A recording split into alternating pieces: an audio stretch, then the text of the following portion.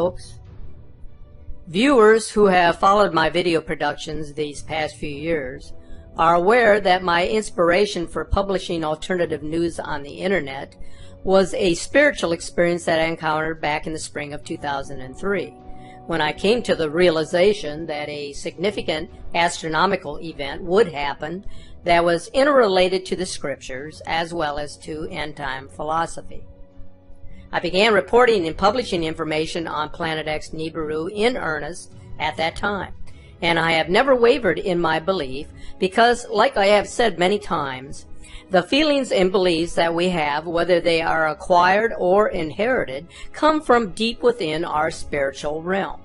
They are planted like a seed which grows and develops into something that is useful and beneficial to many people. Now, I am not a scientist or an astrophysicist, but I do possess a great deal of knowledge about earth sciences and what's happening to our planet from a geophysical standpoint. I'm not much of a theorist, but there is a theory which I consider to be important that I would like to present. It's a theory which cannot be discredited, nor can it be definitively proven. But still, the speculation is one to consider and ponder upon. There is a relationship between the entrance of Nibiru into our solar system and other current world phenomenon which the mainstream media is not telling us. Here's what I mean. There is a relationship between the heating of our planet and the oceans, the heating of other planets that are now taking place within our solar system, the melting of the Earth's ice caps and glaciers, the sudden emergence of sinkholes all over the world, the increase in red tides, rivers and lakes that are turning red, and red rain, and the flyby of the brown dwarf Nibiru and her accompanying orbital spheres. Again, this is a knowledge that I would risk taking because it is coming from a more ancient part of myself which understands and knows. It is absolute in understanding that there is an interconnected relationship between the crossing of Nibiru and catastrophic Earth changes, changes in the behavior of our sun, and changes in the behavior of other planets in our solar system. I am asking my viewers not to take my word for this, but to begin researching these topics on your own. I am asking my viewers to begin their own urgent investigations of the worldwide suppression of news that is reporting on Nibiru, and to begin looking into the relationships between the current phenomenon, which I just mentioned, all of which are getting more pronounced as each year passes. There is a relationship there. There is something to be learned. Here is something that each of you should know and understand. It's imperative that you discuss this among yourselves and with those who are eager to learn or who are open-minded to what's now taking place. And this has to do with the geological changes happening below the Earth's crust. The shifting of the interior behavior of the lava and mantle of the Earth, the changes in the way plates collide and arrange themselves just beneath the surface of the Earth.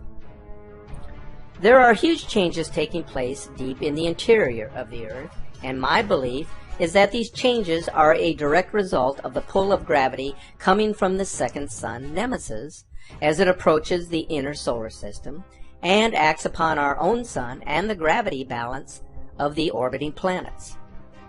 It would be impossible for an object the size and mass of Nemesis, a brown dwarf star, with its own orbiting objects traveling with it, to pass through our solar system without disrupting the balance of orbiting planets and pulling upon our own sun in such a way that changes in the sun's activity become quite pronounced. Any changes in our sun's activity would almost immediately affect our own planet, including its interior, if the pressures were great enough. It's time to act as truth researchers, there are far too many who wish to distort the truth. They use every tactic in the book to keep you in the dark. Now, I know there are many of my viewers who are diligently researching the answers to the Earth's sudden and drastic changes that are taking place. But we should all be doing this. We have to report and share what we learn with our friends and neighbors everywhere, because there is a worldwide conspiracy to hide the truth about so many things from those who populate the planet. Remember this, it is the meek who will one day inherit the earth. But this suppressed astronomical story about Nibiru's crossover and how it will alter the earth and the solar system just happens to be one of those many things that are being kept in the dark. As I mentioned, there are strange happenings taking place within the interior of our planet. This is something that is being reported because it is a story that cannot be hidden from the public. It is there to be seen and noticed. Why are giant fountains of lava suddenly pouring out of some of the most dangerous volcanoes on the entire planet? And why are so many long dormant volcanoes suddenly roaring back to life? According to Volcano Discovery, 35 major volcanoes either are erupting right now or have just recently erupted, and dozens of others are stirring. Something is pushing magma up through the crust of the earth at a number of key spots around the planet. The spectacular eruption of Mount Etna in Italy is making headlines all over the world. This latest eruption is the second this year and comes just a month after Mount Etna experienced a flurry of activity in late January. On the island of Sicily, the giant fountains of lava that are coming out of Mount Etna can be seen 30 kilometers away, as seen in this video clip.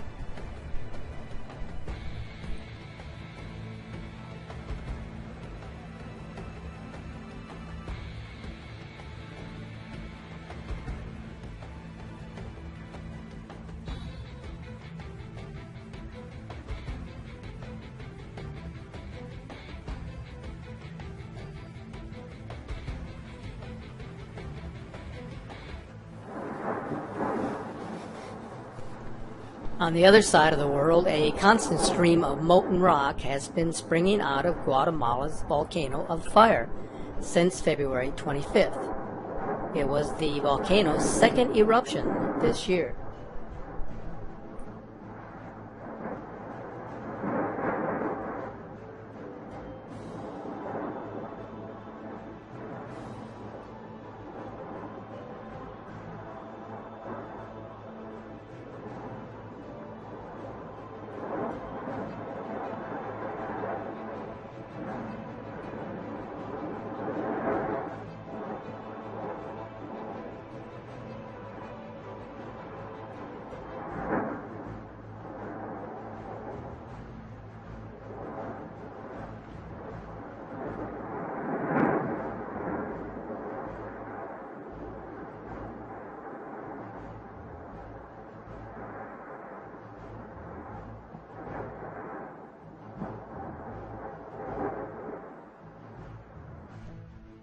And in the middle of the Pacific Ocean, a fire hose of lava has been pouring out of the Kilauea volcano since December 31st.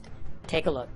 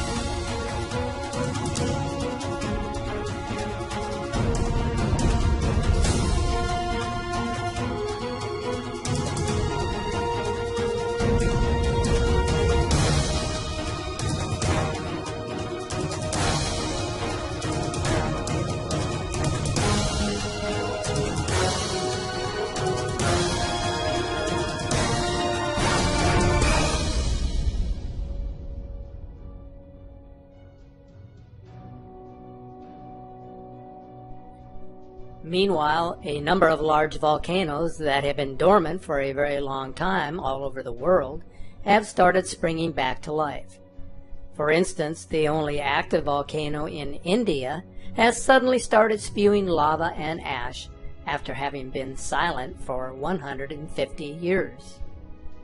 So many of these long dormant volcanoes are roaring back to life, and why this is suddenly happening now is puzzling many of the experts. And as you have seen, this isn't isolated to just one or two geographic regions. It literally is happening all over the globe. Last month, Indonesia's Mount Sinabung in the southern hemisphere erupted 7 times in the space of a single day, while authorities in the northern hemisphere were warning us that 4 of Iceland's biggest volcanoes are preparing to erupt. Indonesia and Iceland are about as far apart as you can get, and yet they are both being affected by this worldwide phenomenon. Now, without a doubt, something definitely appears to also be causing a significant increase in worldwide seismic activity. So let's talk about earthquakes for a moment. A website known as the Big Wobble recently published an article that included 2 extraordinary maps. The first map showed the number of major earthquakes from January 1900 to January of 1917. And the second map showed the number of major earthquakes since the beginning of this century. The difference between the 2 maps was startling, to say the least.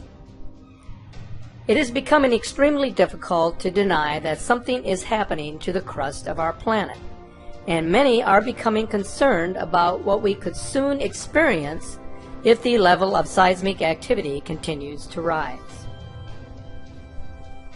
We already talked about Mount Etna, but a much greater threat in Italy appears to be awakening under the city of Naples. A massive supervolcano known as Campi Flegrei is close to a critical state, and if it erupts, the consequences will be beyond catastrophic. The following comes from the National Geographic. A long, quiet, yet huge supervolcano that lies under 500,000 people in Italy may be waking up and approaching a critical state. Based on physical measurements and computer modeling, magma could be approaching the critical degassing pressure at the volcano in the metropolitan area of Naples, one of the most densely inhabited areas in the world, and where accelerating deformation and heating are currently being observed. If that supervolcano were to fully erupt, millions would die. The skies in the northern hemisphere would be darkened for months, and the resulting volcanic winter would cause famines all around the globe. We live at a time when our planet is becoming increasingly unstable, and a major natural disaster could change all of our lives in a single moment. Just because our lives have been somewhat normal for an extended period of time does not mean that they will always be this way. And those that are ignoring the rumblings of our planet do so at their own peril. There are many signs that foretell of an impending catastrophe. The scientific data speaks for itself, as does the numbers and intensity of the events that have already taken place in the world. If you really care about the planet, then spend more time observing your surroundings and less time fixated on your cell phones and remedial news stories that are only meant to distract you from what is really going on in the world. This is how we will come to know and gain a better perspective on those many things that the media doesn't want to report, that are deliberately being kept in the dark from you, the viewer. Be sure to follow the latest Planet X news pertaining to climate and earth changes on our Facebook page, and follow the latest alternative news on our media website. In the meantime, stay safe and keep looking to the sky.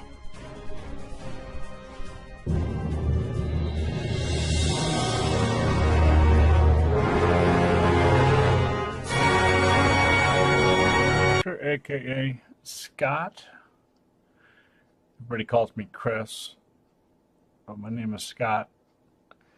And I picked Crisis Actor, making fun of the CIA for the Sandy Hook event. So that's why I used that name. And anyway, I just wanted to bring you what our solar system really looks like. There are 397 planets in our solar system. And this is from Patty L. Broussard's work.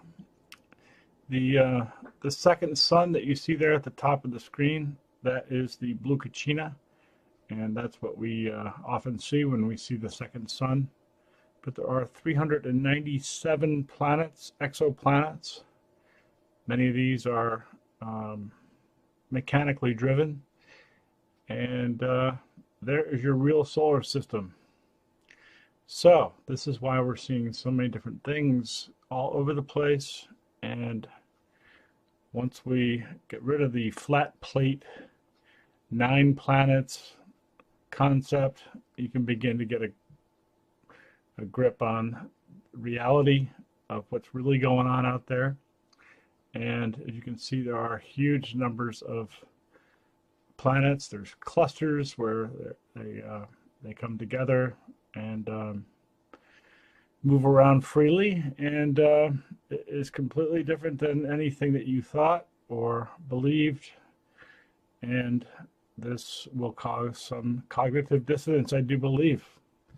So my work has proven to me that this is in fact true. There are so many different things flying around out there. So anyway, let's get on with the pictures. This is Ambler, Alaska, looking to the south at 8:47 a.m.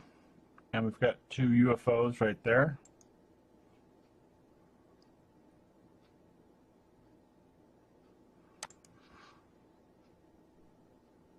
And moving forward, we got them again. They've moved over a little bit.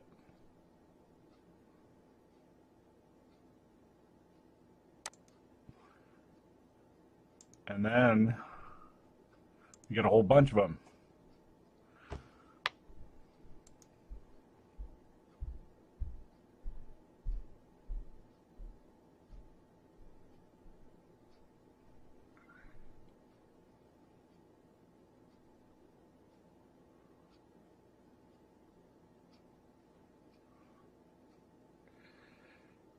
Yep.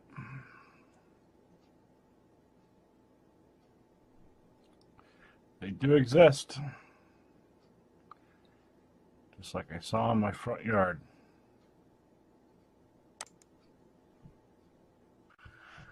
Same airport, moving along in the sequence of shots. We have this, and we've seen what looks like an electrical discharge coming off the sun.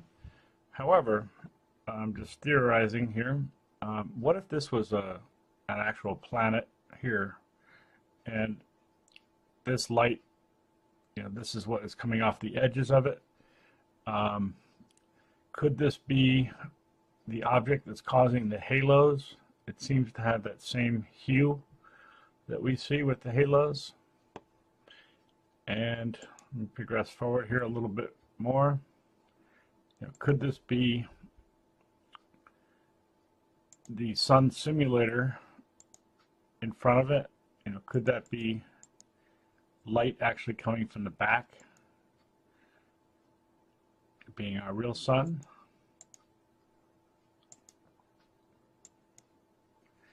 I do see an object down here as well. Probably going to be tough to see it on your screen, but it is there. And this light source does seem to have straight edges, leading me to believe that this may be the sun simulator. So my other theory there of light coming from the back of this seems to have some merit. One of my subs had sent in this halo that he caught And this is taken somewhere down in the islands below Florida, and further down. I can't remember exactly where, but thank you so much for sending that in. That's a pretty awesome halo. But could that halo be what we're seeing, just like I showed you a second ago?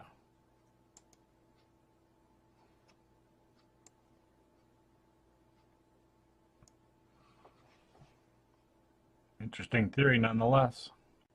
And once again, at another airport, Anatuvik, looking to the south, we have the same phenomenon. And as we progress forward, we can see this very large orb here. Going back, is this an object here? Is that the striped planet? Certainly could be. So what do we have here? Do we have an interaction between the sun and some of these objects as it moves closer? Don't know.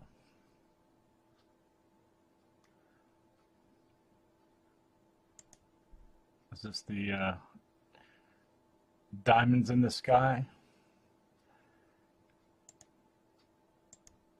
The Beatles, Lucy, Diamonds in the Sky. Sorry, I can't sing, so.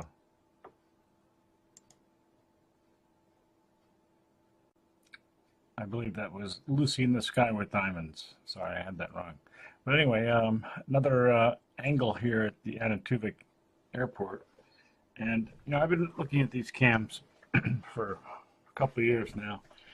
So, you know, when I see things that I haven't seen before, you know, and this seems to be somewhat of a theme here, because I keep seeing the same thing, and different camera angles, different airports. So are we getting more of an interaction going on between these objects? Well, that certainly seems to make sense.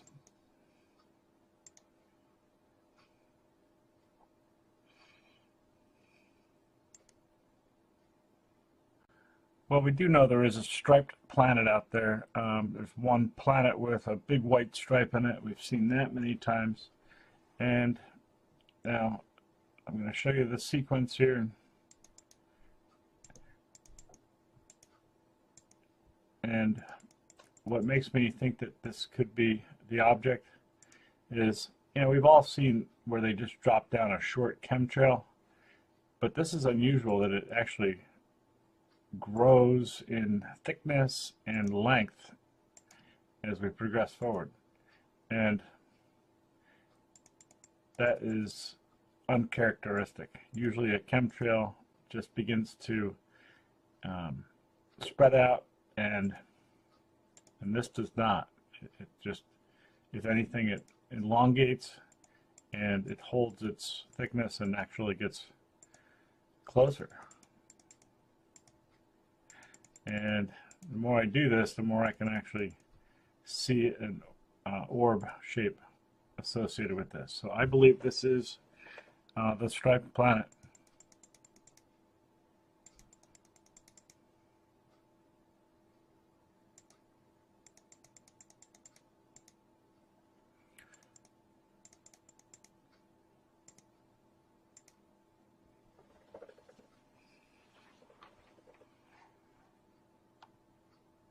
That's my belief.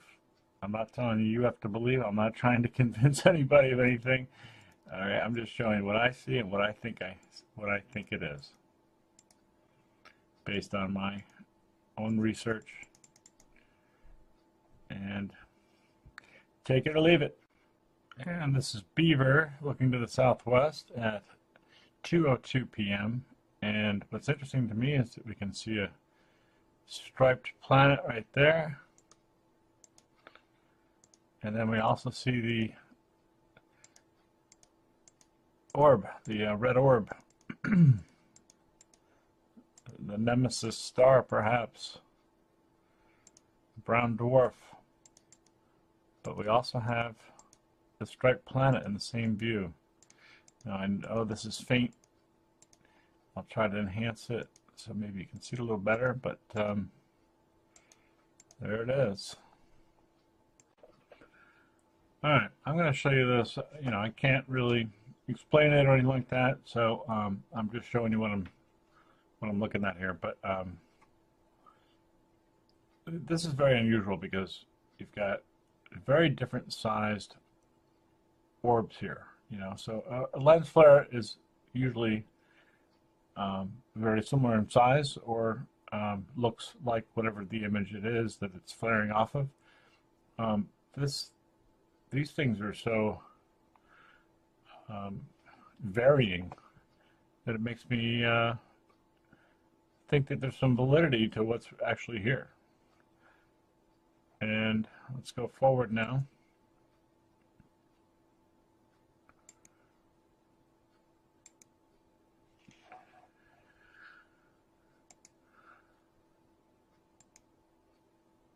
And we do know that these objects coming in have moons and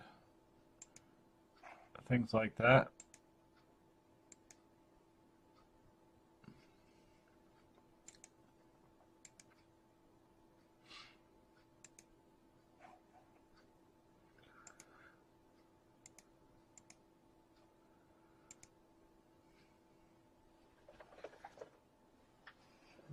Kind of interesting.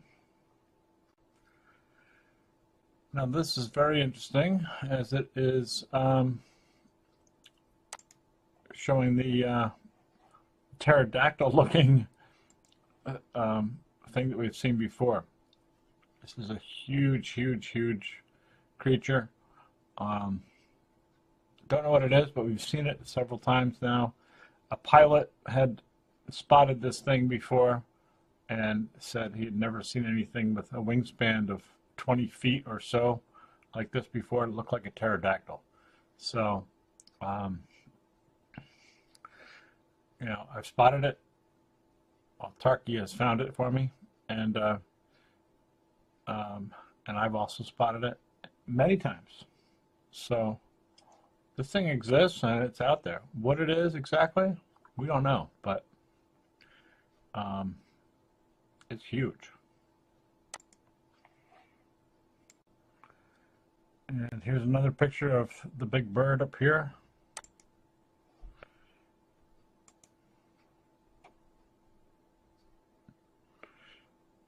The thing is enormous.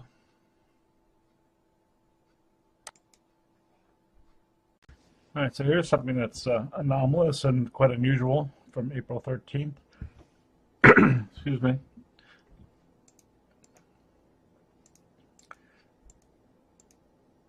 This plasma discharge or something like that.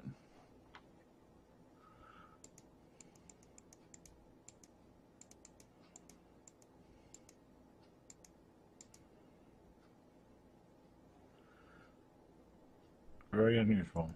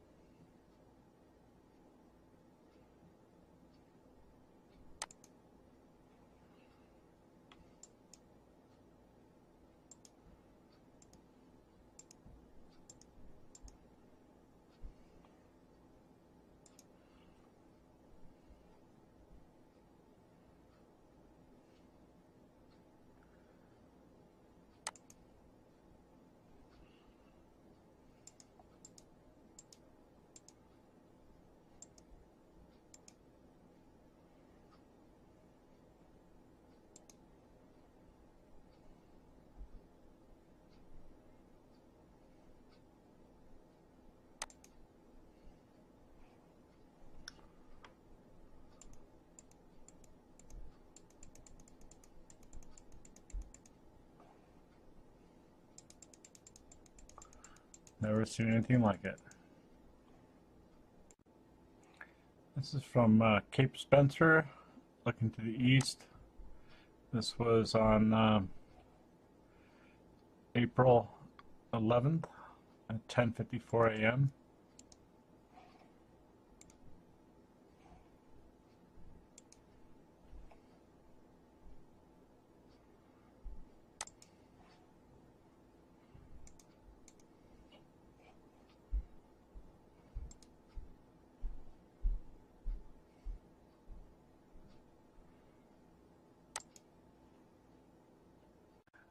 Well, this is going to do it for Easter 2017. These are from April 14th.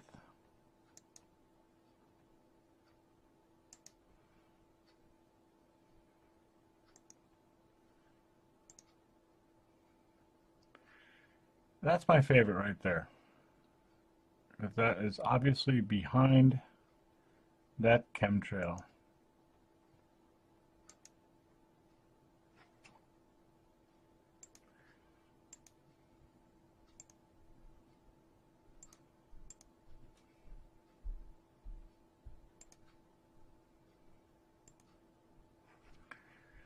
And the shelltards want to know why this thing disappears. Well, it's because of the chemtrails, the light diffraction, and